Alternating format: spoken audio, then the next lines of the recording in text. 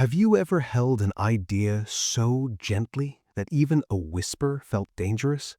Some hopes grow best in quiet, where no one watches their shape too closely. This is a small truth, often learned slowly, and it begins in a village bakery where the ovens never truly sleep. Before we get started, don't forget to like and subscribe. Your support truly means a lot. Sora was a young apprentice who rose before the light and slept after the fire cooled. Each morning she swept flour from the stone floor and laid out the wooden boards in neat rows. Her hands learned the work by repetition, shaping round loaves that matched every other loaf before them. The baker watched, nodded, and moved on. Bread was meant to be reliable. When the day's baking ended and the village quieted, Sora stayed behind. The oven dimmed to a softer glow, and shadows grew long along the walls. From the last of the dough, she took a small piece and worked it slowly, folding it in ways she had never been taught. She pressed lightly, then waited. Some nights the dough tore, some nights it fell flat. She fed these attempts to birds or broke them apart to see what had gone wrong. Over time, something changed. When she hurried, the crust hardened too soon. When she forced the shape, the loaf cracked. But when she slowed and listened, the dough lifted as if breathing. Even the oven seemed to soften its heat, responding to patience rather than command. One evening, filled with a careful kind of pride, Sora spoke of her loaf. She told the baker how it opened gently, how it held light without losing strength. Her words were quiet, but once released, they did not return. The baker paused. He spoke of rules, of shapes that sold, of methods proven by years. He meant no harm. Still, the next morning, chalk lines marked the boards. Each loaf had its place, each motion had its order. Sora was told to keep pace and not linger. That night, she tried again.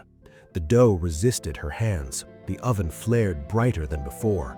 The loaf darkened too fast and split open like dry ground. She broke it apart and cleaned the board in silence. The same thing happened the next night and the next. By day, the loaves were perfect and alike. By night, the bread no longer listened. Flour gathered in corners she had never noticed. The bakery felt smaller, as if the walls leaned inward. One afternoon, Sora was sent along the outer path to deliver bread. Beyond the village, she rested near old oven stones, cracked and warmed by the sun.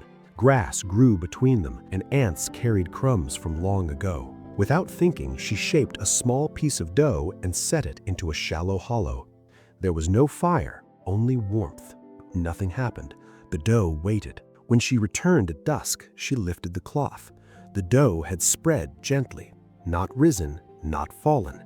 It held its shape without force. Sora carried that quiet image back with her. That night, she did not bake. She cleaned instead, brushing away old flour and wiping the boards until the chalk lines faded. The oven cooled completely, resting for the first time in many nights.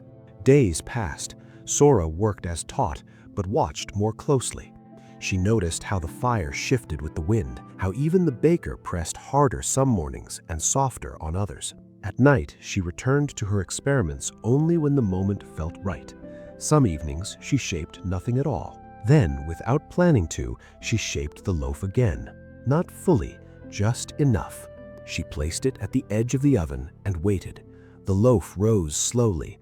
Its crust opened, honest and calm. When she broke it open, the inside held light without falling apart. She did not speak of it. Later, a customer noticed a loaf that looked slightly different.